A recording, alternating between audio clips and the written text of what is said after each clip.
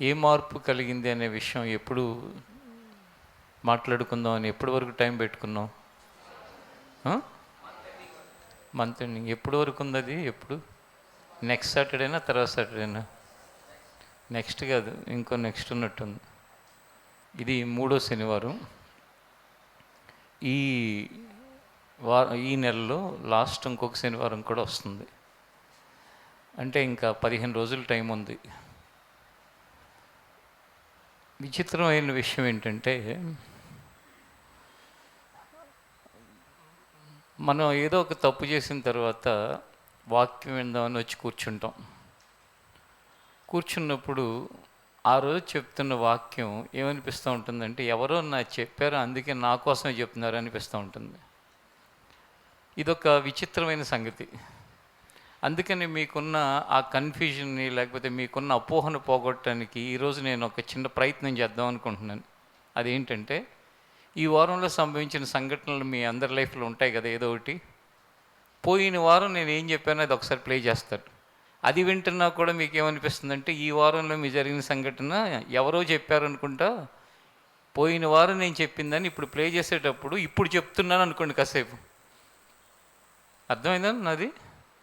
పోయిన వారమే చెప్పింది, కానీ ఇప్పుడు అది ప్లే అవుతుంటే ఏమనిపిస్తుంది, ఇప్పుడు చెప్తున్నారు అనుకోండి కాసేపు. ఇప్పుడు చెప్తున్నప్పుడు ఏమనిపిస్తుందంటే, ఈ వారంలో నీ జీవితంలో సంభవించిన సంఘటనలకి, నువ్వు చేసిన పనులకి, నీ వ్యవహారానికి, నీ కార్యక్రమానికి నా విషయం ఎవరో చెప్పేశారు. నాకు దగ్గరగా ఉండేవాళ్ళతో పెద్ద ప్రాబ్లం ఏంటంటే, వీళ్ళే చెప్పినట్టున్నారు, వాళ్ళే చెప్పినట్టున్నారని రకరకాల అపోహలు పడుతూ ఉంటారు. లైవ్లో ఉండి అసలు ఎవరితో సంబంధం లేని వాళ్ళు నిజంగా చాలా ధన్యులు. ఏ దేశంలో ఉన్నా, ఏ రాష్ట్రంలో ఉన్నా, ఏ ప్రాంతంలో ఉన్నా. అసలు నాకు పరిచయం లేకుండా కూడా చర్చకు వస్తూ ఉంటారు చూడండి, వాళ్ళు కూడా వాళ్ళ తర్వాత వీళ్ళు ధన్యులు. ఎందుకంటే వాళ్ళకి వాళ్ళ విషయం నాకు తెలియదు కాబట్టి వాళ్ళు అలాంటి అపోహలు పడటానికి అవకాశం ఉండదు. ఇంతకీ విషయం ఏంటి? సబ్జెక్ట్ మార్పు. పోయిన వారం మనం ఏం ధ్యానించుకున్నాం? మార్పా? ఆ మార్పులోనే ఏంటి విషయం? నెబుకద్నెజరు అనే రాజు యొక్క గర్వాన్ని గురించి. రెడీనా బాబు? స్టార్ట్ చేయండి. అతను ఎక్కడున్నాడు అని అడిగితే పలానా బండి నెంబరు పలానా బండి అని చెప్పారు. అప్పుడు అర్థమైంది ఏంటంటే, ఈ వ్యక్తి బండి ఆ బండి. జీవితం ఏమైపోయింది? ఈ భూమి మీదే అడ్రస్ గల్లంత అయిపోయింది. జీవితం అంటే గర్వం ఎక్కడి నుంచి ఎక్కడికి తీసుకెళ్తుంది ఎవరికి తెలియదు. ఏదేను తోటలో నుండి లాగి పెట్టి కొడితే ముళ్ళ తుప్పల్లోకి పడ్డారు. ఎవరు? ఆదాము అవ్వ. అననీయ సప్పెరాళ్ళు మోసం చేస్తే అడ్రస్సులు గల్లంతైనాయి. నెబుకద్నెజరు పశువులాగా మారాడు. అందుకే ఒళ్ళు దగ్గర పెట్టుకుని సంఘము దేవుడు అంటే తగ్గింపుతోనూ మనం భక్తి చేయలేకపోవచ్చు. పర్సనల్ ప్రాబ్లమ్స్, పర్సనల్ ఫెయిల్యూర్స్ ఉంటాయి. ఇప్పుడు ఉదాహరణకి నువ్వు నీ పని సరిగ్గా చేయలేకపోతున్నావు, నీ పర్సనల్ ప్రాబ్లం. లేకపోతే మీలో ఎవరైనా సరే కొన్ని ఏదైతే ఫోన్లో చూడొద్దు అంటున్నారో అవి చూస్తున్నారు, అది నీ పర్సనల్ ప్రాబ్లం. ఆ వ్యక్తిగత ప్రాబ్లమ్స్ అవి దేవుని దృష్టిలో ఆయన నువ్వు దాని నుంచి బయటకు రావాలని ప్రయత్నం చేస్తాడు. కానీ ఎదుటోని చెడగొట్టే కార్యక్రమాలు ఉంటాయి చూడండి, అవి మాత్రం దేవుడు చాలా సీరియస్గా తీసుకుంటాడు. అర్థమవుతుందా? వ్యక్తిగతంగా మన జీవితంలో మనకున్న బలహీనతలు, లోపాలు ఒక ఎత్తు, ఒక రకం. కానీ మన ప్రవర్తన 10 మందికి నష్టం కలిగించే విధంగా కనుక మన జీవితంలో ఉంటే, అంటే ఉదాహరణకి గొర్రె ముసుగేసుకుని, గొర్రె చర్మం కప్పుకుని, ఇందాక చెప్పాను చూసారా, అమాయకంగా ఉన్న చర్చిలో వాళ్ళని పాడు చేసి, వాళ్ళ మనసుని, వాళ్ళ వాక్యం మీద ఇంట్రెస్ట్ లేకుండా చేసి, వాళ్ళు దేవుళ్ళ ముందుకెళ్ళనివ్వకుండా చేసి, వాళ్ళ జీవితాన్ని నష్టపరిచావనుకో, అప్పుడు దేవుడు ఏమి నిర్ణయిస్తాడు తెలుసా? పలానా వాడు ఉన్నాడంటే ఎవరిని నరకానికి ఇడ్చిపోతాడో, పలాంది ఉందంటే ఎవరిని నరకానికి ఇడ్చిపోతుందో, కాబట్టి వీళ్ళని పిలిస్తే ఒక పని అయిపోద్ది అనుకుంటాడు. లేకపోతే అననీయ సప్పెరాని ఎందుకు పిలుచుకున్నాడు? వీళ్ళు ఉన్నారంటే అందరూ వేషధారులుగా మారుతారు, వీళ్ళని తీసేసామంటే వేషధారం చేయడానికి ఏమవుతారు? భయపడతారు. నెబుకద్నెజరు గర్వంతో ఉన్నాడు. పశువులాగా ఎందుకు మార్చాడు? వీడు పశువులాగా మారితే రాబోయే తరాల్లో ఉన్న ప్రజలు గర్వం అనగానే ఏమవుతారు? భయంతో ఉంటారు. మార్పు 2 రకాలుగా వస్తుంది. ఒకటి భయంతో ఒక మార్పు, రెండవది ప్రేమతో మార్పు. ఈ రెండిట్లో ఏది బెస్ట్ అంటారు? ప్రేమతోనే బెస్ట్. ప్రేమతో రాకపోతే దేంతో రావాలి? భయంతో రావాలి. బైబిల్ ఎప్పుడన్నా ఈ మాటను మీరు ఆలోచించారా? దేవుని యందు భయభక్తులు అని ఎందుకుంటాయి అంటే 2 రకాలుగా మనుషులు మారుతారు.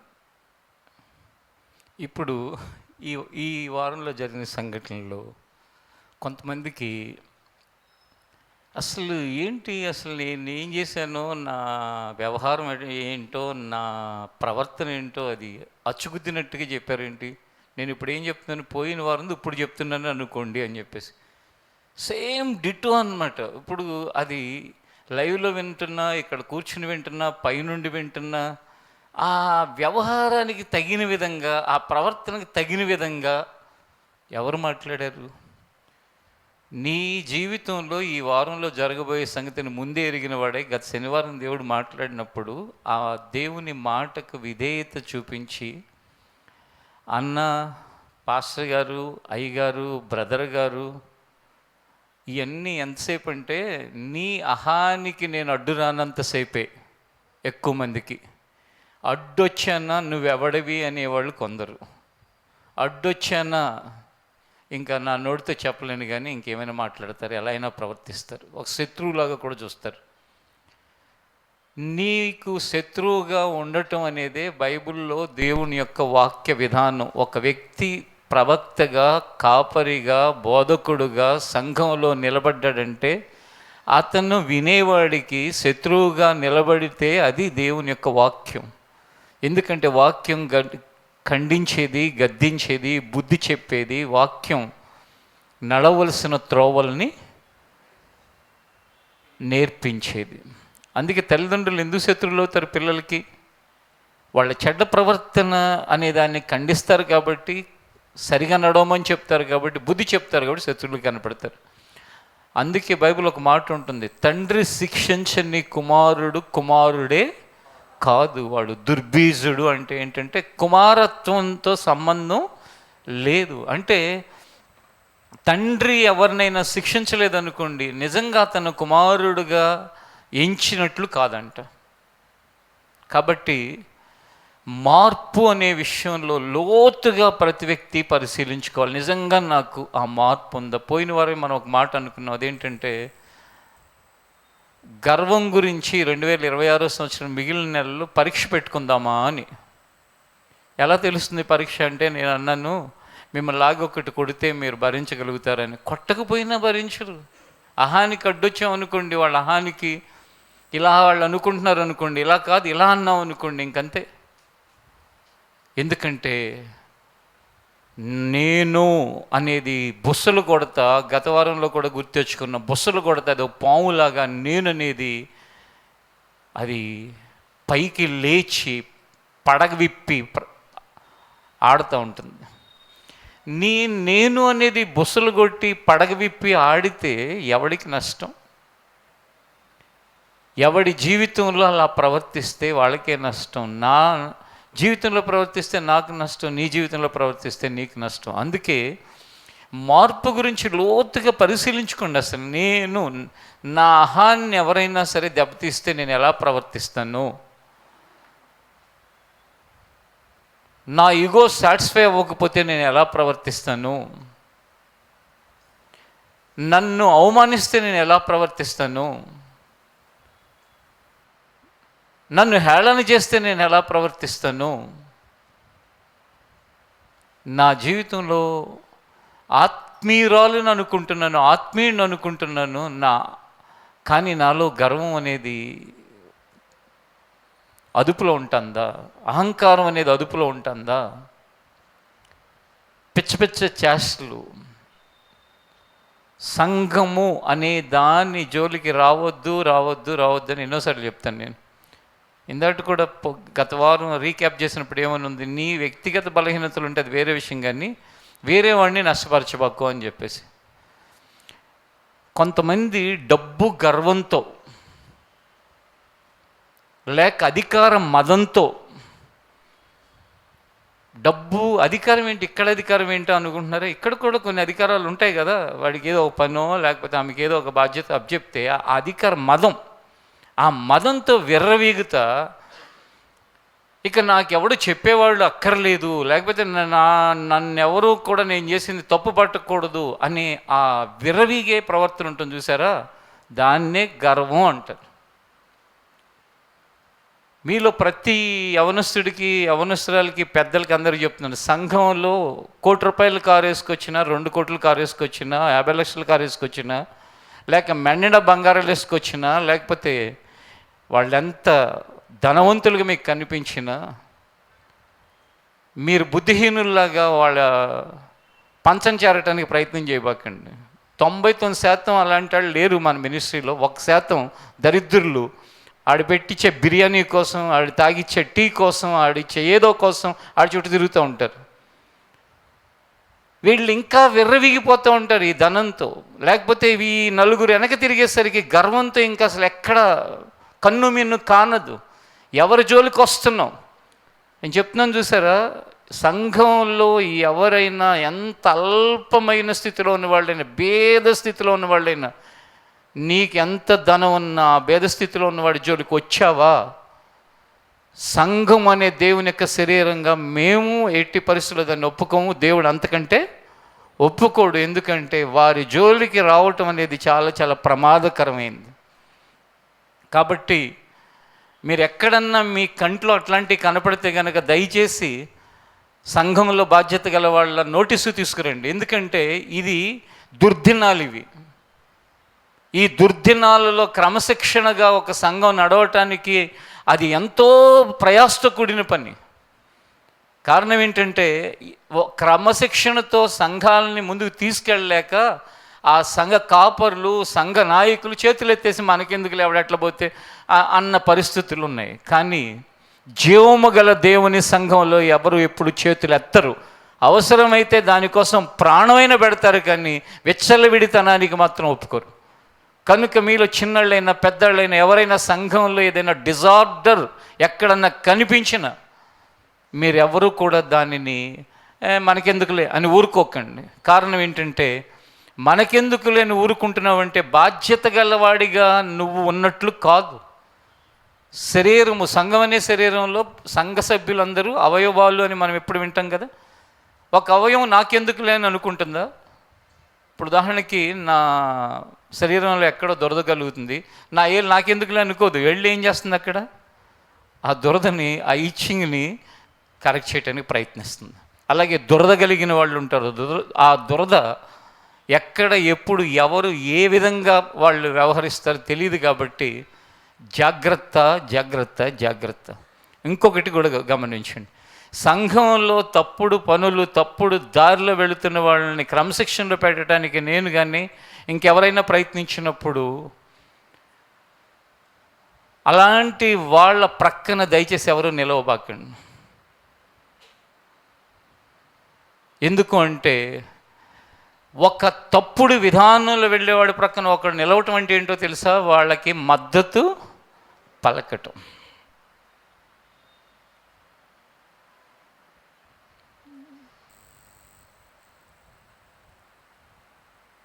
నువ్వు బ్రతికే 70-80 సంవత్సరాల జీవితంలో దేవుడు అని దేవుడి దగ్గరకు వచ్చి, ఆ దేవుడి యొక్క మనసు కలిగి బ్రతకటానికి ప్రతి క్షణం తప్పించాల్సింది పోయి, అక్కడ సాతాను యొక్క స్వభావాన్ని తీసుకొచ్చి ఆ సంఘంలో ఉన్న గొర్రెల్ని కలవరపరచవచ్చా? సడన్గా గొర్రెల మందులో ఒక తోడేలు వచ్చింది అనుకోండి, ఏమవుతుంది? గొర్రెలన్నీ అరుస్తూ ఉంటాయి. అందుకని ఆ తోడేలు ఏం చేస్తుందంటే మెల్లగా గొర్రె చర్మం కప్పుకుని తోడేళ్ళని కాదు అని వచ్చి గబాల్ని దేనో దాన్ని పట్టేస్తుంది. అలాంటి గొర్రె చర్మం కప్పుకున్న తోడేళ్ళ విషయంలో కూడా ప్రతి వ్యక్తి జాగ్రత్తగా ఉండాలి. ఈ సందర్భం వచ్చింది కూడా ఒక మాట చెప్తాను చూడండి. సంఘంలో మీకున్న పరిచయం కానీ, సంఘంలో ఉన్న మీకున్న ఏ విధమైన వాళ్ళతో మీకున్న సంబంధమైన, అంటే కూర్చున్నప్పుడు నా పక్కనే కూర్చునేవాడు, నా ప్రక్కనే కూర్చునేది, లేకపోతే నా ముందు కూర్చునేవాళ్ళు, ఎప్పుడు బ్రదర్ బాగున్నారా అనేవాళ్ళు అని ఆ పరిచయాలని ఇళ్ల వరకు తీసుకెళ్ళకండి. ఎందుకంటే ఏ తోడేలు ఏ గొర్రె చర్మం కప్పుకున్నదో మనకు తెలియదు. మన ఇంట్లో వాళ్ళని కాటేస్తే, మన పిల్లల్ని కాటేస్తే ఎవరు బాధ్యులు? లేకపోతే మన కుటుంబ సభ్యులు ఇంకెవరిని కాటేస్తే ఎవరు బాధ్యులు? కాబట్టి ఎంతవరకు అంతవరకు. మొన్న ఈ మధ్య ఒక వ్యక్తి ఒక ఇంట్లో కూర్చున్నాడంట. కూర్చునే వరకు ఏం ప్రాబ్లం ఉండదు, కానీ కూర్చున్నట్టు ఉండరు కదా, ఇది తోడేలు కదా, ఈ తోడేలు ఏం చేస్తుందో ఎవరికి తెలియదు. అందుకే ప్రతి ఇంటిలో ఉన్న స్త్రీ, తల్లి స్థానంలో ఉన్నవాళ్ళు కానీ తండ్రి స్థానంలో ఉన్నవాళ్ళు కానీ ఫ్రెండే అని చెప్పేసి, మా అబ్బాయి ఫ్రెండు, ఆడి ఫ్రెండ్, ఈడి ఫ్రెండ్ అని చెప్పేసి ఇళ్ల వరకు రానిచ్చి ఆ ఇళ్లలోకి వచ్చిన తర్వాత వాళ్ళు ఏదైనా తేడా పనులు చేస్తే మళ్ళీ తిరిగి చర్చి వాళ్ళు ఇలా చేశారు అలా చేశారని మాత్రం భావించకండి. కారణం ఏంటంటే చర్చ్ అంటే దొంగలు ఉంటారు. చర్చిలో దొంగలు ఉంటారా? ఉంటారు. ఎందుకంటే సమాజంలో దొంగలు ఉంటారా ఉండరా? మనుషుల్లో దొంగలు ఉంటారా ఉండరా? చర్చిలో అక్కడ ఏమన్నా దొంగ రాగానే ఒకసారి డోర్ ఏమన్నా క్లోజ్ అయిపోతుందా? అవ్వదు, అది ఓపెన్ ఉంటుంది. హాస్పిటల్కి రోగులు రావటం ఎంత వాస్తవమో చర్చ్ అనే దానికి అన్ని రకాల వాళ్ళు రావటం అంతే వాస్తవం. కాబట్టి చర్చ్ అతను రానిచ్చాను, మా ఇంట్లో గొలుసుపోయింది, మా ఇంట్లో ఉంగరం పోయింది, మా ఇంట్లో డబ్బులు పోయినాయి, మా ఇంట్లో అవి పోయినాయి, పోయినాయా ఎప్పుడన్నా? ఇంట్లో పోతాయిగా ఇల్లు అన్నాక. తీరా పోయిన తర్వాత ఎవ్వరు రాలేదు, చర్చిలో వాళ్ళు వచ్చారని మళ్ళా నీకు అనుమానం. ఇవన్నీ ఎందుకు? ఎంతవరకు అంతవరకు. నేను ఆల్రెడీ వెళ్ళొద్దని చెప్పటం అయిపోయింది ఒక రౌండ్. ఏది? పరిచయాలను అడ్డు పెట్టుకుని వేరు వెళ్ళమంటే తిరగబాకండి అని చెప్పడం అయిందా లేదా ఇంతకుముందు వారాల్లో? ఇప్పుడు రెండోసారి రానియొద్దని ఎందుకు చెప్తున్నాను? వెళ్ళొద్దని చెప్పిన మాట వినని కొంతమంది ఉంటారు. ఇప్పుడు 100 మందిలో వెళ్ళొద్దని చెప్పినప్పుడు 95 మంది వెళ్ళరు, ఒక 5 మంది ఉంటారు. ఏముంది, ప్రేమగా ఉంటే తప్పేంటి? దొంగలళ్ళు, జాగ్రత్త. బైబిల్లో దేవుడు ఎవరినైతే సంఘానికి ఒక కాపరిగాను, సంఘంలో ఒక దేవుడు పై స్థానంలో పెట్టిన వాళ్ళ యొక్క మాటని క్రాచ్ చేసి ఎవడైనా ముందుకు వస్తున్నాడంటే వాడు మొదట దొంగ, మోసగాడు, తోడేలది.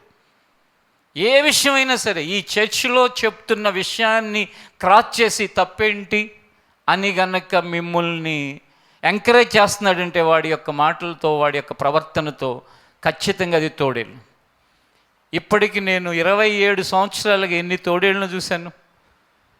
దేవుడు మహాకృప వలన వచ్చినట్టుగా తోడేళ్ళని తోలివేసే కృప దేవుడు నాకు ఇచ్చాడు. అందుకే సంఘం క్షేమంగా ఉంది.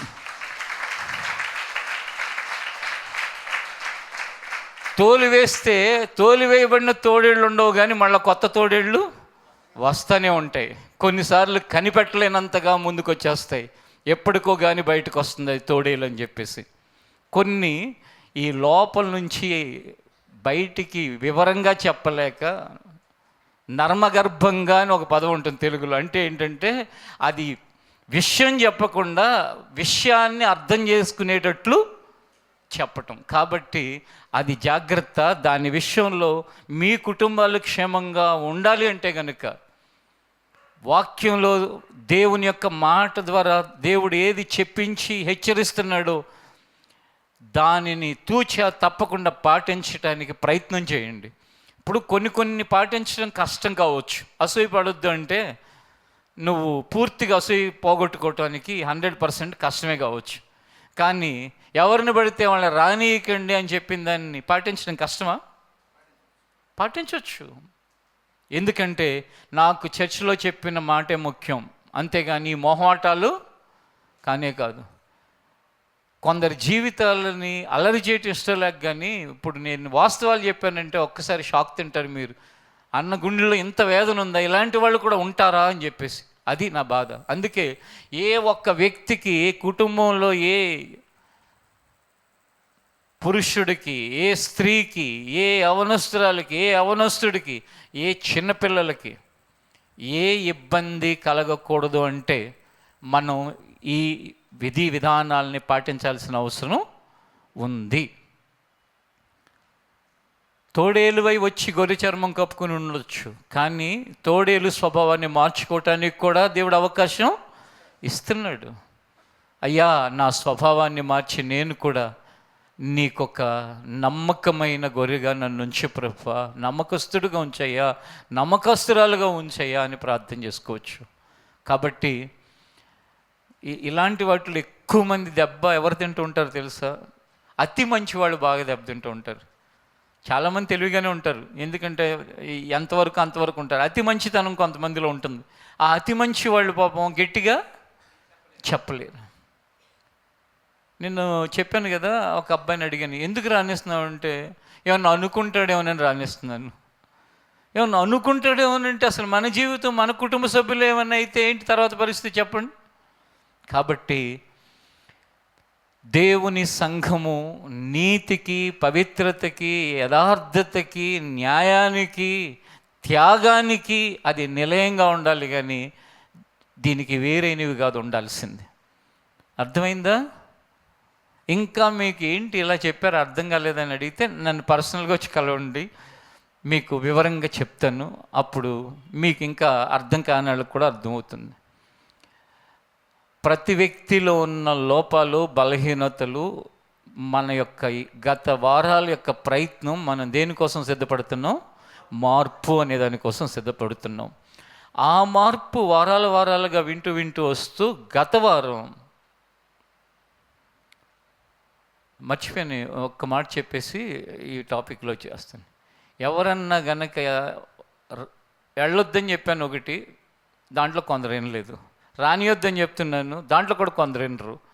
ఎక్కడన్నా మీ కంటికి కనుక మాట కనపడుతుంటే మాత్రం నాకు చెప్పండి. ముఖ్యంగా ఎవరైనా కనుక పరిచయం చేసేవాళ్ళు అట్లా కనపడితే మాత్రం అసలు అర్జెంట్ ఫోన్ చేయండి, నా వరకు రావక్కర్లేదు, ఫోన్ చేయండి, ఇదిగో పలానా వ్యక్తి ఇక్కడిక్కడ తిరుగుతున్నాడు అని చెప్పేసి. జాగ్రత్త. ఎందుకంటే వెళ్ళొద్దన్నా వెళ్ళే దరిద్రులు కొందరు. దరిద్రులని పురుషులింగాన్ని వాడుతున్నాను, పురుషులే ఉంటారని అనుకోపాకండి. బైబిల్లో పురుషులకి చెప్పినా స్త్రీలకు చెప్పినట్టు, స్త్రీలకు చెప్పినా పురుషులకు చెప్పినట్టు. రానియొద్దన్నా రానిచ్చే దరిద్రులు కొందరు ఉంటారు, దరిద్రు రాళ్ళు ఉంటారు కొంతమంది. కాబట్టి ఇది జాగ్రత్త. ఇక విషయంలోకి వెళితే, గత వారంలో మనం నెబుకద్నేజరు అనే వ్యక్తి గురించి చూసాం. ఈ నెబుకద్నేజరు అనే వ్యక్తి ఆల్ ఆఫ్ సడన్గా ఒక బలమైన రాజ్యానికి రాజుగా ఉన్నవాడిని మనుషులందరూ కలిపి ఏం చేశారు? తరిమేశారు, వెనకబడి తరిమారు. అప్పటి వరకు కింగ్. కానీ ఒక్కసారి మీరు ఆ గత వారంలో మీకు 4వ అధ్యాయం చదవమని చెప్పాను, దానియేలు గ్రంథం 4వ అధ్యాయాన్ని. మరి ఎంతమంది చదివారో తెలియదు, కానీ తీయండి ఒకసారి.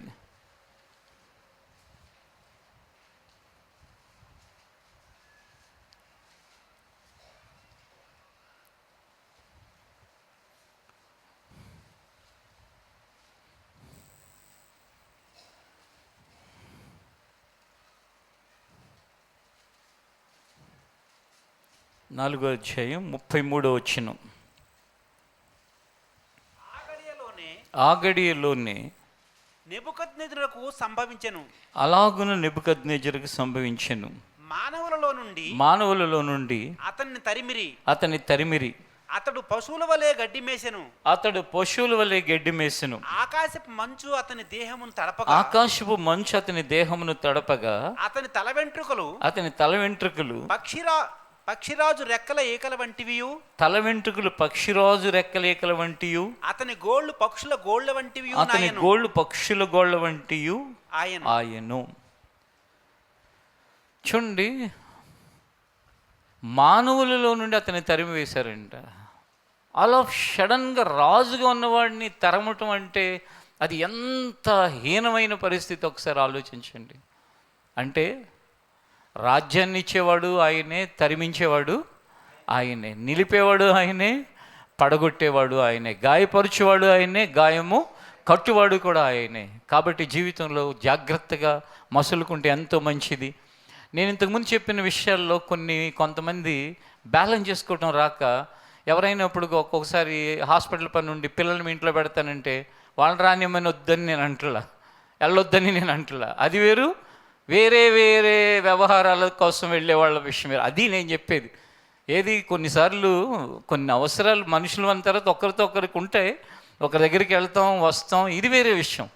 కానీ అవసరం లేకపోయినా టైంపాస్ కోసం రావటం, లేకపోతే ఆ ఇంట్లో యజమాని లేకుండా రావటం, లేకపోతే ఇంకో రకంగా చాలా తేడాలు ఉంటాయి. అవన్నీ మీకు తెలిసిన విషయాలు.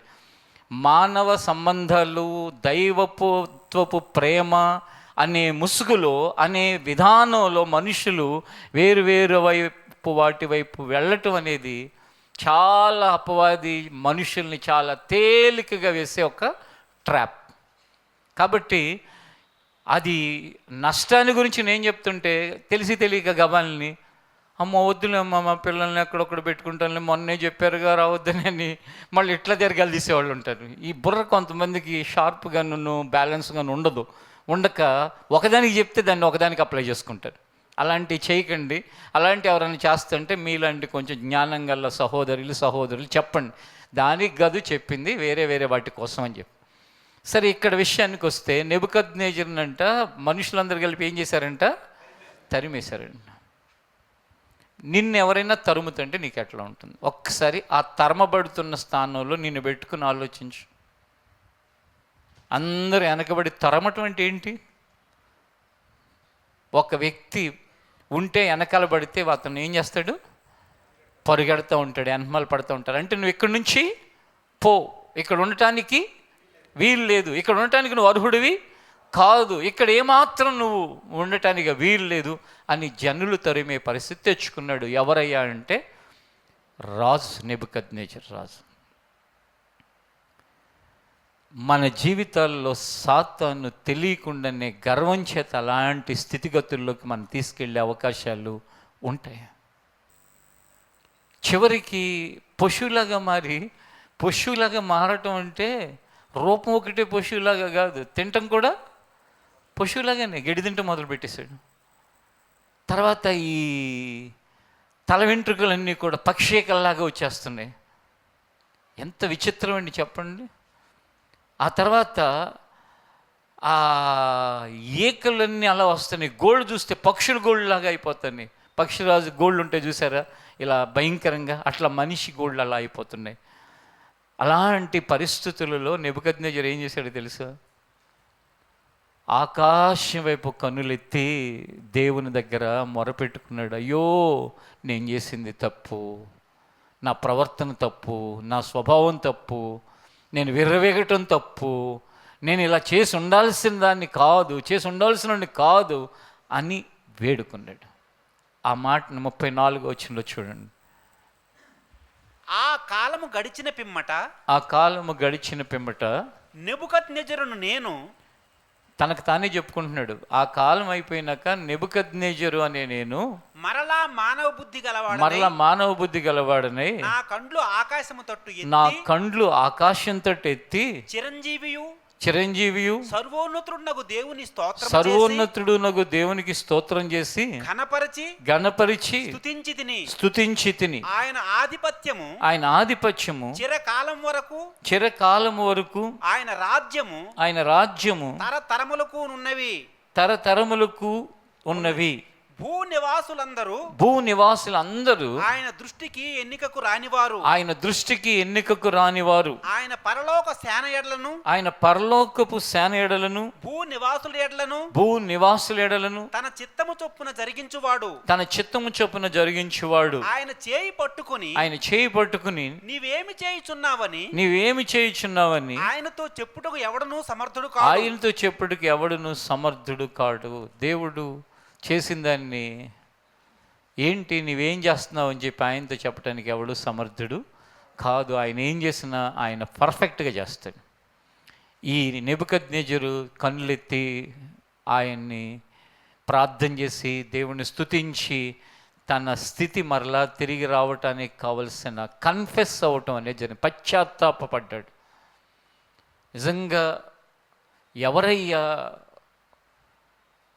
జీవితంలో ప్రయోజకులయ్యేది అంటే కన్ఫెస్ ఎవరవుతారు? చేసిన తప్పుని ఒప్పుకునే వాళ్ళు ఎవరుంటారో వాళ్ళు ప్రయోజకులు అవుతారు. చేసిన తప్పుని కప్పిపెట్టేవాడు ఎప్పటికీ ప్రయోజకుడు కాదు. చేసిన తప్పుని సరిదిద్దుకునేవాడు ప్రయోజకుడు అవుతాడు. అంతేగాని చేసిన తప్పుని సరిదిద్దుకోకుండా బోకరించేటువంటి పదం తెలుసా? సల్మాన్, నీకు తెలుసు, వైజాగ్, విజయనగరం ఇలాంటి ప్లేసుల్లో పుట్టి పెరిగిన వాళ్ళకి తెలుసు. బోకరించడం అంటే ఏంటంటే వాదించటం, లేకపోతే ఎదిరించటం, లేకపోతే సమర్థించటం, దీని కింద వస్తుంది అనమాట.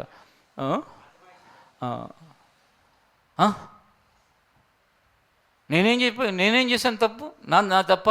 ఆడు చేయలేదా తప్పు? వీడు చేయలేదా? బోకరించే దరిద్రులందరూ ఇదే అంటారు. ఆడికి బురదంతా అంటుతుంది, వాడికి అంటలేదా బురద? ఈమెకి అంటలేదా? వాడికి అంటలేదా? బురదని కడుక్కోవాలని ఉండాలా, వేరే వాళ్ళకి అంటిందని సమర్థించుకోవాలా? చెప్పండి, సరిగ్గా చెప్పండి. అంతేగాని వాళ్ళకి అంటలేదా, వీళ్ళకి అంటలేదా, వాళ్ళు చేయలేదా, వీళ్ళు చేయలేదా? మీరు ప్రయోజకుల్ని, నిష్ప్రయోజకుల్ని, మోసగాళ్ళని, మంచి వాళ్ళని ఈజీగా కనిపెట్టేయచ్చు. గొర్రెల్ని, తోడేళ్ళని ఈజీ కనిపెట్టి, మేకలు, గొర్రెలు, విశ్వాసులు, అవిశ్వాసులు, తిరుగుబాటుదారులు, విధేయులు ఈజీ కనిపెట్టారు. సింపుల్. ఎందుకంటే వాళ్ళు ఎప్పుడూ కూడా సమర్థించుకుంటూ ఉంటారు. కాబట్టి నెబుకద్నెజరు సమర్థించుకున్నాడా లేకపోతే ఒప్పుకున్నాడా? నెబుకద్నెజరు పశువులాగా మారలు. అప్పటికి ఏది కళ్ళొచ్చిన తర్వాత ఎవడు కళ్ళభావం చెప్పలేదు. దానియేలుని పిలిచాడు. దానియేలు పిలిచేసరికి దానియేలు అండి చెప్పి 1 గంట సేపు షాక్ అయిపోయాడు. Stunning shock. అంటే ఏంటి, ఈ రాజు అలా అయిపోతాడా, అయ్యో అని ఆ షాక్ అయిపోయేసరికి రాజు అంటున్నాడు, నువ్వేం కలవరపడబాకు, చెప్పు అంటే అప్పుడు మెల్లగా చెప్పాడు. ఏమనంటే, ఏదైతే ఈ కలభావం ఉందో మీకు జరుగుతుందని కలభావం కనపడుతుంది, కానీ మీకు జరగకుండా ఉండాలని నాకు అనిపిస్తుంది. అంటే దానియేలుని అనొచ్చు నెబుకద్నెజరు. ఏమనంటే, తిక్కగా ఏమైనా ఉందా, ఏం మాట్లాడుతున్నావు, ఎవరితో మాట్లాడుతున్నావు తెలుసా నువ్వు? నేను రాజుని, నువ్వెవడవరా? ఏదో నా రాజ్యంలో నీకు ఒక ఉద్యోగం ఇస్తే నేనే పతనం అవుతానని, నేనే పడిపోతానని, నా జీవితం ఇట్లా ఆగమవుతుందని నాకు చెప్తావా అనొచ్చు. కానీ నెబుకద్నెజరు బురదంటితే కడుక్కునేవాడు, కానీ అన్యుడైనప్పటికీ కూడా తను సమర్థించుకునేవాడు కాదు. కన్ఫెస్ అయ్యేవాడు కానీ బోకరించేవాడు లేకపోతే ఎదురు మాట్లాడేవాడు కాదు. తన తప్పుని గ్రహించుకుని దేవుని దగ్గర ఎప్పుడైతే సరి చేసుకున్నాడో అతని స్థితి మరలా తిరిగి యథాస్థితిలోకి వచ్చాడు. హల్లెలూయా, హల్లెలూయా. మార్పు అంటే ఏంటి? అదే కదా, మనం కోపిష్ఠులం. మార్పు ఏం చేస్తుందంటే ఆ కోపాన్ని తగ్గించుకునే విధంగా చేస్తుంది. మనం దొంగలం. మార్పు అంటే ఏం చేస్తుందంటే ఆ దొంగతనాన్ని వదిలేటట్టు చేస్తుంది. మనం వేరే బ్యాడ్ హ్యాబిట్స్లో ఉన్నాం, త్రాగుడు అలవాట్లో ఉన్నావు నువ్వు. మార్పు అంటే ఏంటి? దాన్ని విడిచిపెట్టడం. స్వార్థం. త్రాగుడు కంటే, దొంగతనం కంటే, లేకపోతే ఇంకా వేరే వాటి కంటే భయంకరమైన విషయం ఏంటో తెలుసు? స్వార్థం. స్వార్థం ఏం చేస్తుందంటే అవసరమైతే ఎదుటోడిని ఈజీగా చంపను కూడా చంపేస్తుంది, దొంగతనాలు చేస్తుంది, చంపుతుంది, ఏదైనా చేస్తుంది. ఇక స్వార్థం అనేది ఒక వ్యక్తిని ఏ పనైనా చేపిస్తుంది. కొంతమంది త్రాగుడు వ్యసనంలో ఉంటారు, కానీ వాళ్ళు స్వార్థపరులుగా ఉండరు. వాళ్ళు ఏం చేస్తారు తెలుసా? వాళ్ళు ఆకలి తింటే ఇంకొకటికి ఆకలి వేస్తే వాళ్ళు సగమన్న పెడతారు. స్వార్థపరుడు పెడతాడా? పెట్టడు. ఎందుకంటే స్వార్థం అనేది అంత భయంకరమని. ఈ నెబుకద్నెజరు ఒప్పుకుని మామూలుగా అయిపోయిన తర్వాత అసలు అంత ఆశ్చర్యం అయిపోయింది. కారణం ఏంటంటే గడ్డి మేసాడు, మరలా తిరిగి దేవుడు అతన్ని యథాస్థితిలోకి తీసుకొచ్చాడు. ఎందుకు తీసుకొచ్చాడంటే దేవుని దగ్గర తప్పును ఒప్పుకున్నాడు కాబట్టి, దేవుని దగ్గర ప్రాధేయపడ్డాడు కాబట్టి, దేవుని స్తుతించాడు కాబట్టి. ఆ చివరి 37వ వచనంలో ఒకసారి చూడండి. ఈలాగు ఒకసారి 36 కూడా చదివితే ఇంకొన్ని విషయాలు మనకు అర్థమవుతాయి. ఆ సమయమందు నా బుద్ధి మరలా నాకు వచ్చెను. ఎప్పుడైతే ప్రార్థన చేసుకున్నాడో, ఎప్పుడైతే దేవుని స్తుతించాడో అతనికంట ఆ సమయంలో అతని బుద్ధి మరలా అతనికి వచ్చెను. రాజ్య సంబంధమగు ప్రభావమును నా ఘనతయు నా తేజస్సును నాకు కలిగెను. హల్లెలూయా. మరలా ఏమైంది? బుద్ధి వచ్చింది. నా బుద్ధి నాకు వచ్చింది. మరలా ఏం వచ్చిందంట? నా ఘనత నాకు వచ్చేసింది, నా తేజస్సు నాకు వచ్చింది, నా మంత్రులను నా క్రింది అధిపతులను నా యొద్ద ఆలోచన చేయవచ్చిరి. పశువుగా మారినప్పుడు ఎవడన్నా వచ్చాడు ఉంటాడా? పశువు దగ్గరికి ఎవడు వెళ్తాడు? రాజు పశువు అయిపోయాడు, ఎవడు వెళ్ళాల. కానీ మరలా తిరిగి అతన్ని సరి చేసిన తర్వాత అతని కింద పనిచేసేవాళ్ళు మళ్ళీ తిరిగి అతని దగ్గరికి వచ్చి సలహాలు తీసుకుంటున్నారంట. తర్వాత నా రాజ్యము నాకు స్థిరపడగా, నా రాజ్యము నాకు స్థిరపడగా నేను మరి ఎక్కువ ఘనత నొంది తిని, నేను మరి ఎక్కువ ఘనత నొంది తిని. చూడండి, అంతకుముందు ఉన్న ఘనత కంటే ఎక్కువ ఘనత ఎప్పుడు పొందాడో తెలుసా? తన తప్పుని తను తెలుసుకుని దేవుని దగ్గర సరి చేసుకోవటంతో పశువులాగా మారిన వ్యక్తిని కూడా తిరిగి దేవుడు మరలా ఏం చేశాడు? ఎక్కువ ఘనతను అనుగ్రహించాడు. కానీ అనేక మంది జీవితాల్లో చేసే పని ఏంటంటే, పశువుగా మారిన తర్వాత, లేకపోతే పశువుగా మారినాకంటే దేవుడు పశువుగా మారటం ప్లేస్లో దేవుడు శిక్షించిన తర్వాత, దేవుడు బుద్ధి చెప్పిన తర్వాత, దేవుడు అవమానాలకు అప్పగించిన తర్వాత, దేవుడు ఆ వ్యక్తిని క్రింద పడవేసిన తర్వాత, దెబ్బ తిన్న తర్వాత, తప్పు అయిపోయింది దేవా, నా అతిక్రమాన్ని క్షమించు, నా విధేయతను క్షమించు, నా తొందరపాటుని క్షమించు, నా తిరుగుబాటుని క్షమించు అన్నావా, దేవుడు నీకు ఇంకొక అవకాశం ఇచ్చి గతం కంటే బెటర్గా నేను ఉంచుతాడు. అలా కాకుండా ఎవరిని వదిలిపెట్టిన అందరిని గుర్తుపెట్టుకుంటా. మొన్న ఒకటి స్టేట్మెంట్ ఇస్తున్నారు లోకంలో రాజకీయ నాయకుడు, వాళ్ళ కొడుకు ఒక చిన్న పిల్లని పాడు చేశాడు, దుర్మార్గుడు. తండ్రి ఏం చేయాలి? నోరు మూసుకునన్నా ఉండాలి, లేకపోతే బహిరంగంగా నా కొడుకుని అయినా సరే తప్పు అనాలి. అంటున్నాడు, ఇప్పుడు నా కొడుకు విషయంలో ఎవడెవడేం చేస్తున్నాడు అందరినీ గుర్తుపెట్టుకుంటాడంటే, నువ్వు ఉంటేనా, ఆడు ఉంటేనా, ఎవడుంటే ఎవడికి తెలుసు అంటే, తప్పు అని చెప్పిన వాళ్ళని, తప్పుని కనిపెట్టిన వాళ్ళని గుర్తుపెట్టుకుని ఏదో చేస్తాడంట. దీన్ని ఏమంటారంటే గర్వం అంటారనమాట.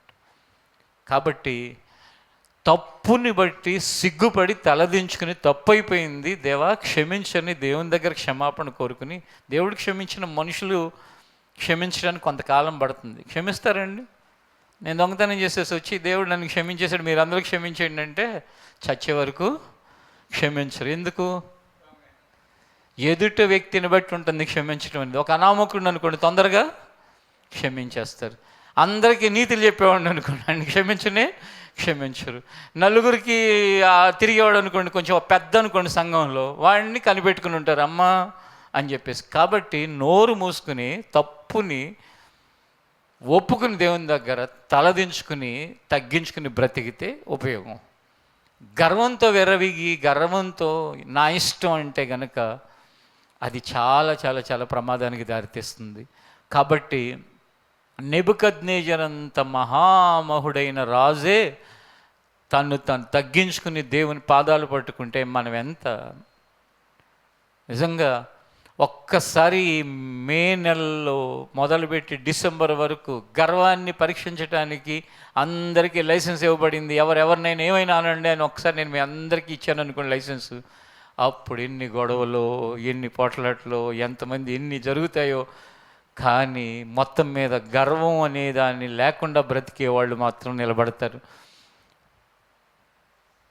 ఒకడు చెప్పులు తెచ్చి ఇట్లా వేస్తూ ఉంటాడు. ఇప్పుడు 50 ఏళ్ళు 60 ఏళ్ళు 70 ఏళ్ళు వచ్చి వంగలేకపోని వేస్తే పర్లా, 13 ఏళ్ళు 12 ఏళ్ళు వేసాడు అనుకోండి. ఇప్పుడు నేను గర్వానికి టెస్ట్ పెట్టాను అనుకోండి, లైసెన్స్ ఇచ్చాను అనుకోండి, గర్వం ఉన్న ప్రతిని కనిపెట్టండి అని. ఆ వేసేవాడిని అక్కడ నుంచి ఎవరో ఒకడు ఎందుకే అంత గర్వం, వంగి పెట్టు సరిగ్గా అంటాడు. అప్పుడు వీడి ఈగో హర్ట్ అవుతుంది. మా నాన్న ఇక్కడ ఏమనుకుంటున్నావు, నన్ను అంటావా, మా అమ్మ ఏంటో తెలుసా ఇక్కడ. ఒక్కొక్కడికి అప్పుడు అస్సలు ఇంకా ఆ లోపల బుస్సలు కొట్టుకుంటూ బయటకు వచ్చేస్తుంది గర్వం, ఈగో, ఇవన్నీ. నిజంగా ప్రార్థన చేసి దేవుడి చిత్తం అయితే అందరికీ లైసెన్స్, అందరికీ కాకపోయినా చర్చిలో ఒక 50-60 మందికి లైసెన్స్ ఇస్తే బాగుండు. ఏంటంటే మీకు ఎక్కడ ఎవడ గర్వంతో కనపడిన వెంటనే పాయింట్అవుట్ చేయండి, గట్టిగా వాడిని మందలించండి, గద్దించండి, చిన్న పెద్ద ఎవరైనా సరే అని కనుక పెడితే అప్పుడు అస్సలు ఉంటుంది పరీక్ష. కాబట్టి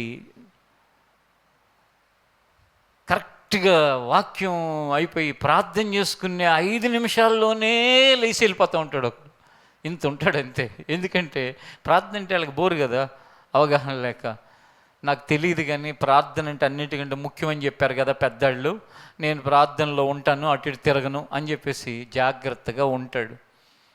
అదే ఇప్పుడు వీళ్ళని పెట్టాను అనుకోండి నేను కొంతమందిని, వాళ్ళు ఏం చేస్తారండి, ఇప్పుడే వచ్చిందా నీకు మంచినీళ్ళు, ఒక 5 నిమిషాలు వెళ్ళు అంటారు. అప్పుడు అన్నీ ఒక్కడికొకటి ఏమైపోతాయి, సెట్ అయిపోతాయి. తేడా బ్యాచ్లు అంతా 5 మందో 10 మందో 100కు ఉన్నా సరే ఇంకా వాళ్ళు మమ్మీ ఈ చర్చ్ వద్దు మమ్మీ. మొన్న ఈ మధ్య ఒక అమ్మాయి MBA అయిపోయి మంచి జాబ్ చేస్తుంది. ఆ పిల్ల 4th అప్పుడు 5th అప్పుడు వచ్చిందంట. అప్పుడు చిన్నప్పుడు వస్తే నేను యూత్ మీటింగ్లో బాగా స్ట్రిక్ట్గా వాళ్ళని కోపడుతున్నానంట. వెళ్ళిపోయి మమ్మీ వద్దు మమ్మీ, ఆ చర్చిలో పాస్టర్ గారు కొట్టేటట్టున్నాడు, ఆ చర్చికి మాత్రం మనం వద్దు, ఇంకెక్కడికైనా వెళ్దాం అని. కానీ దేవుడి దయ వల్ల కొంతకాలం తర్వాత వాళ్ళు వచ్చి ఇక్కడ స్థిరపడి చక్కగా అమ్మాయి ప్రయోజకురాలై ఆ కుటుంబం ముందుకు వెళ్తున్నారు. అంటే క్రమశిక్షణ వద్దు, ఏం కావాలి, విచ్చలవిడితనం కావాలి. ఇశ్రాయేలుని విచ్చలవిడితనానికి వదిలేసిన వాడు అహరోను అనే ఒకడు. మోషే అనే వ్యక్తి ఏమో ఎట్టి పరిస్థితుల్లో విచ్చలవిడితనాన్ని నేను ఒప్పుకోను అని కఠినంగా ఉన్నవాడు మరొక వ్యక్తి. కాబట్టి నా ప్రియ సహోదరి సహోదరుడా, ఈ విషయాలు చెప్తున్నప్పుడు నువ్వు గమనించాల్సింది, గ్రహించాల్సింది, సంఘంలో పాటించాల్సింది ఏంటి అంటే మార్పు అనేదానికి ప్రత్యేకమైన మన జీవితంలో స్థానం ఇచ్చి, నేను నిజంగా నన్ను ఎవరైనా కరెక్ట్ చేస్తే నేను తట్టుకోగలనా, నా పిల్లల్ని కరెక్ట్ చేస్తే తట్టుకోగలనా, నా పిల్లలు నాకు వచ్చి కంప్లైంట్ చేస్తే నాన్న వాళ్ళు అలా అన్నారు, నాన్న అమ్మ వాళ్ళు అలా అన్నారంటే నేను భరించగలనా? ఒకసారి మిమ్మల్ని మీరు ఆలోచించుకోండి, పరీక్షించుకుని ఒకవేళ నువ్వు గనక మీ పిల్లలు చెప్తే తట్టుకోలేని వాడిగా ఉంటే మార్పు కోసం ప్రాధేయపడు దేవుని దగ్గర. ఒకవేళ అన్యాయంగా అన్నా కూడా, అన్యాయంగా యేసు ప్రభుని సిలువ వేశారు అబ్బాయి అన్యాయంగా, నిన్న ఒక మాట అంటే తప్పేంట్రా, భరించు. అన్యాయంగా ఏదైనా ఒక మాటను మనం సహించామంటే దేవుడి దగ్గర మనకి వచ్చే ప్రతిఫలం మామూలు ప్రతిఫలం కాదు. కానీ ఆ కోణంతో ఎవరు ఆలోచించరు. ఏమండి మీరు చెప్పండి, నా దగ్గరికి వస్తారు మళ్ళీ, అన్న మీరు చెప్పండి, అనొచ్చా అసలు అట్లా అనొచ్చా మా అమ్మాయిని అనొచ్చా? కాకపోతే దేవుడి దయ వల్ల ఇప్పటి వరకు అలాంటి వాళ్ళు ఎవరు నా దగ్గరికి రాలా 27 సంవత్సరాలు. కారణం ఏంటంటే దేవుడు నా ద్వారా పలికించే బోధే వాళ్ళు రాకుండా ఉండటానికి కారణం. అదే సమాధానం. దేనికంటే అవసరమైన చోట అన్యాయాన్ని కూడా సహించుకోవాలి, భరించాలి, తగ్గించుకోవాలి, జీవితంలో ముందుకు వెళ్ళటానికి ప్రయత్నించాలని. కాబట్టి మార్పు అనే దాని మీద ప్రతి వారు స్పెషల్ ఫోకస్ పెట్టండి. జీవితంలో ఏ విషయాలు ఎక్కడెక్కడ మార్పు చెందాల్సినవి ఉన్నాయి, ఖచ్చితంగా ఆ మార్పు కోసం నేను ఆ మధ్య ఈ మార్పు గురించే బోధిస్తున్న వారాల్లోనే ఒకసారి ఒక వ్యక్తి తేడాగా ప్రవర్తించాడు అనమాట. 2 వారాలు అయింది ప్రవర్తిస్తే వెంటనే ఆఫీసులో అబ్బాయికి చెప్పాను, ఫోన్ చేసి ఆ వ్యక్తితో ఇట్లా చెప్పన్నా. వెంటనే నా మనసులో అనిపించింది, ఎందుకు నేను రియాక్ట్ అవుతున్నాను అని చెప్పేసి వెంటనే మళ్ళా అతనికి ఫోన్ చేసి, నేను దూరంగా ఉన్నా అతనితో మాట్లాడినప్పుడు, అలా చెప్దామంటావా వద్దంటావా అని అడిగాను నేను అతన్ని. ఎవరిని? ఆఫీస్లో ఉన్న అబ్బాయిని. అంటే నాకేం చెప్పాలని బాగా తొందరగా ఉంది నా మనసుకి. తనతో అడిగితే చెప్తేనే మంచిదని కాస్త భయం అన్నా ఉంటుంది అన్నాడు. అంటే నా అభిప్రాయాన్ని ఏం చేశాడు? ఏకీవించాడు. కానీ నా లోపల ఉన్న దేవుని ఆత్మ ఒప్పుకోవట్లేదు. నేను అన్నాను, వద్దులే చెప్పకు, నేనేదో తొందరలో చెప్పన్నాను కానీ వద్దు చెప్పకు, వదిలిపెట్టేసి. అలా మార్పు మన జీవితంలో ప్రతి విషయంలో ఫోకస్డ్గా కనుక మనం ఉంటే మనం అనేక విషయాల్లో మన తొందరల మీద మనం జయం పొందుతాం, మన గర్వం మీద మనం జయం పొందుతాం, లేక మన జీవితంలో ఉన్న ఏ స్వభావం మీద మన యొక్క అహం మీద మనం జయాన్ని పొందుతాం. గర్వము, అహము, ఇగో వీటి మీద జయం పొందాలంటే నీ ఇగోని, నీ అహాన్ని, నీ గర్వాన్ని అల్లరి చేసుకున్నావంటే నువ్వు తొందరగా జయాన్ని పొందుతావు. అల్లరి ఎలా చేయొచ్చు? గర్వంగా ఎవరి మీద ప్రవర్తించావు వెళ్ళి వాళ్ళ దగ్గర క్షమాపణ కోరుకుంటే, ఇగోతో ఎవరితో అయినా మాట్లాడితే వాళ్ళ దగ్గర తప్పు అయిపోయిందని చెప్తే, అది ఒక రకంగా అల్లరి చేయటం. ఇంకొక రకమైన అల్లరి ఏంటో తెలుసా? టైం తీసుకుని సాక్ష్యం చెప్తానని వచ్చి నీ అహాన్ని, నీ ఇగోని, నీ గర్వాన్ని కనుక ఎండేసావనుకో, అప్పుడు మొత్తం చచ్చి ఇంకా మాటికి ఏం చేయదు, బుసలు కొట్టకుండా ఉంటుంది. కారణం ఏంటంటే మొత్తానికి తెలిసిపోయింది నీ వ్యవహారం. తెలిసిపోయిన తర్వాత ఇంకెక్కడ చూపిస్తావు ఇగో? అప్పుడు మళ్ళీ చూపిద్దామని ఆ లోపల నుంచి బుసలు కొడుతుంటే నీ లోపల ఉన్నాడు అంటాడు, ఒరే మొన్నే కదరా చెప్పుకున్నావు, ఇప్పుడు మళ్ళీ అలా ప్రవర్తించే నీడు మారలేదని అనుకుంటారు. ఎందుకు వచ్చింది నువ్వు నోరు మూసుకుని? ఊరుకో, తగ్గు అని చెప్తాను. కాబట్టి అది ఏ మూల, ఏ కారణంతో ఎలా ప్రవర్తిస్తున్నా, ఎలా వెచ్చలవిడితనంగా ఉన్నా, మీరు ఎవరైనా సరే ఇది నాది కాదు ఎవరిదో అని నువ్వు చేసే అన్నిటిని నువ్వు సమర్థించుకుంటూ కూర్చుంటే నువ్వు సమర్థించుకుంటావేమో. నీ కోసం మాట్లాడుతున్న పరిశుద్ధాత్మ దేవుడికి తెలుసు. ఆ పరిశుద్ధాత్మ దేవుడు ఎవరి ద్వారా నీ విషయం హెచ్చరిస్తున్నాడు, నిన్ను సరిచేయడానికి ప్రయత్నిస్తున్నాడు, వాళ్ళకి తెలుసు. నీ ప్రవర్తన అంతటినీ గమనిస్తూనే దేవుడు ఉన్నాడు. అది అర్థమైతే. ఎందుకంటేనండి, నెబుకద్నెజరు ఆలోచిస్తేనే దేవుడు అంత పెద్ద పనిష్మెంట్ వేశాడు. మన జీవితాల్లో మనం విర్రవీగుతున్న పనిష్మెంట్ వేయకుండా దీర్ఘశాంతాన్ని చూపించి ఆయన ఏం చేస్తున్నాడో తెలుసు, మనకి ఇంకా టైము ఇస్తున్నాడు. ఇచ్చిన టైమును కనుక మనం లెక్క చేయకుండా అలాగే విరవీగుతున్నాం అనుకోండి, అప్పుడు దానికి తగిన ఫలాన్ని మనం పొందిన రోజున మనకి చాలా పెయిన్గా ఉంటుంది, చాలా బాధగా ఉంటుంది. అయ్యో నాకెందుకు ఈ బాధలు, అయ్యో నాకెందుకు ఈ శ్రమలు, అయ్యో నాకెందుకు ఈ కష్టాలు, నాకెందుకు అని నువ్వు ఏడుస్తూ ఉంటావు. కాబట్టి అలాంటి పరిస్థితి దాపరించక ముందే సరి చేసుకోవటానికి ప్రయత్నించండి. కొందరు అలాంటి పరిస్థితుల్లోకి వెళ్ళినా కూడా, అతను పశువులాగా మారినా కూడా ఏం చేశాడు? దేవుని వైపు కన్నులెత్తాడు. కాబట్టి అలాంటి పరిస్థితులకు అయ్యో నాకెందుకు ఈ పరిస్థితులు అనుకుంటున్న స్థితిలో నువ్వు ఉన్నా కూడా దేవుని దగ్గర ఆయన వైపు కన్నులెత్తు.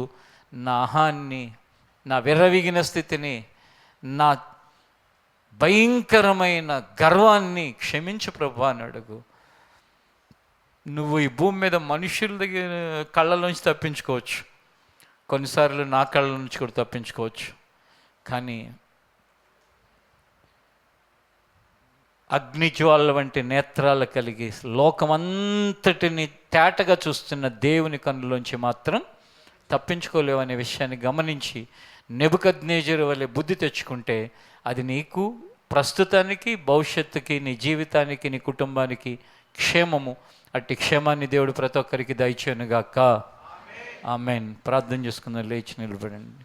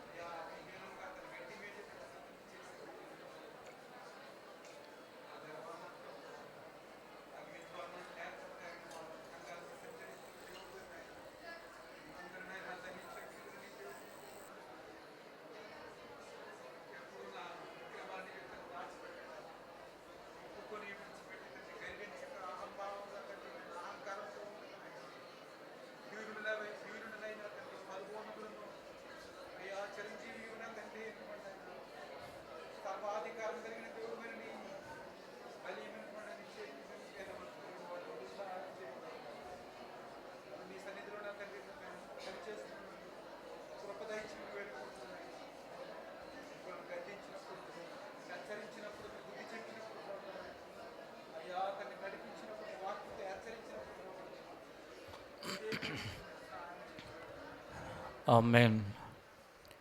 ప్రభా, మార్పు జీవితంలో అన్నిటికంటే కఠినమైనది నాయనా. మేము ఏదైనా ఒక వస్తువు కొనాలి అనుకోవటం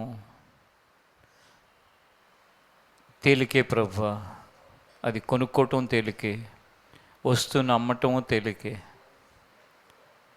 ప్రభు ఒక ఫంక్షన్ చేయటము తేలికే, చేయకుండా ఉండటం కూడా తేలికే. అలాగే జీవితంలో ప్రభు ఒక డిగ్రీని సంపాదించటం తేలికే, కష్టపడి చదివి సంపాదించగలుగుతాం. అలాగే లోకంలో డబ్బు సంపాదించగలగటం తేలికే. తేలికే అంటే నాయన మార్పు చెందటంతో పోలిస్తే తేలికే నాయన. కానీ మార్పు లోకంలో ప్రభు అది ఇక మార్పు అసాధ్యం అనే సామెతలు ఎన్నో ఉన్నాయి నాయన. పుట్టుకతో వచ్చినవి చనిపోయే వరకు పోవు అని లోకంలో ఒక సామెత, అంటే మారరు అని అర్థం నాయన. కానీ అది మనుష్యుల జ్ఞానముతో పెట్టిన ఒక సూక్తి దేవా. కానీ నీ వాక్యం చెప్తుంది మారు మనస్సు పొందగలరు అని, మనస్సు మారి నూతన పరచబడుతుంది అని నీ వాక్యం చెప్తుంది ప్రభువా. మార్పు సాధ్యమే అని మా పితరులను చూసినప్పుడు అర్థమవుతుంది. పేతురు మార్పు చెందాడు. పౌలు సౌలుగా ఉన్నప్పుడు మార్పు చెందాడు. అలాగున ఎందరో మార్పు చెందారు నాయన. నెబుకద్నెజరు రాజు మార్పు చెందాడు. నెబుకద్నెజరుని గత వారం ఈ వారం మా ముందు పెట్టావు ప్రభువా. రాజయుండి రాజు మానవుడిగా ఉన్న వ్యక్తి పశువుగా మారాడు. అతని యొక్క తల వెంట్రుకలు ప్రభువా పక్షిరాజు ఈకల వలె మారిపోయాయి. అతని యొక్క గోళ్ళు పక్షి గోళ్ళ వలె మారిపోయాయి. ఒక వికారమైన స్థితిలోకి వెళ్ళిపోయాడు. కానీ అతను అక్కడ తన యొక్క స్థితిని నీతో చెప్పుకున్నాడు, నీ వైపు కనులెత్తాడు నాయన. అందుకే అతనికి మరలా అతని బుద్ధిని అతనికి ఇచ్చావు నాయన. అతని ఘనతను అతనికి ఇచ్చావు నాయన. ముందున్న దానికంటే ఎక్కువ ఇచ్చావు తండ్రి. నీ కృతజ్ఞతలు ప్రభువా. మాలో కూడా మార్పు ద్వారా గొప్ప మేలుని ఆశీర్వాదాన్ని నీ దగ్గర పొందటానికి సహాయం చేయి ప్రభువా. సంఘము దీనికి శిరస్సు నువ్వు ప్రభువా. నీ ఆలోచనలను ప్రకటించటానికి ఒక సాధనాన్ని మాత్రమే నేను నాయనా. కాబట్టి నీ ఆలోచనల ప్రకారము ప్రతి వ్యక్తి, ప్రతి కుటుంబము, ప్రతి పురుషుడు, ప్రతి స్త్రీ బ్రతకడానికి సహాయం చేయండి. విరవీగుతున్నవారు, గర్వంతో ప్రవర్తిస్తున్న వారిని క్షమించు నాయన. వారు తిరిగి సరిచేసుకోలేని పరిస్థితులకు పోకుండా కాపాడు ప్రభువా. ఎవరు రక్షించలేని స్థితిలోకి, నీ ఉగ్రతలోకి పోకుండా కాపాడు నాయన. క్షమించమని మరొకసారి ప్రార్థిస్తున్నాను. విరవీగే ప్రతి మనస్తత్వాన్ని, తిరుగుబాటు మనస్తత్వాన్ని, హెచ్చింపు మనస్తత్వాన్ని, గర్వంతో ప్రవర్తించే స్వభావాన్ని వారి జీవితంలో నుంచి విడిపించు ప్రభువా. బాల్యము నుండి ఇవన్నీ ప్రభువా జాగ్రత్తగా విని సరి చేసుకునే వ్యక్తులుగాను, పిల్లలుగాను మా పిల్లల నుంచి నాయన, పెద్దల నుంచి నాయన, సంఘం అంతటిని, మినిస్ట్రీ అంతటిని ఉంచమని మీ చేతులకి సమర్పిస్తూ మరొక వారం అంతా నీ కాపుదలు దయచేయి తండ్రి. అంత మాత్రమే కాకుండా మేము ఈ నెల చివరి శనివారం వరకు మార్పు విషయమై మా అందరము ఒకరికొకరు మా మార్పుని మేము పరిశీలించుకుంటామని, ఆ మార్పు గురించి తెలియపరచడానికి సిద్ధపడతామని, ఆ మార్పుని వెల్లడిపరచడానికి మేము సిద్ధంగా ఉంటామని చెప్పుకున్నాం. ప్రతి ఒక్కరిని సిద్ధపరచమని యేసు నామములో అడుగుచున్నాం తండ్రి, ఆమేన్. ఈ శనివారపు ఉపవాస ప్రార్థన ముగింపులో మీ అందరికీ నా వందనాలు.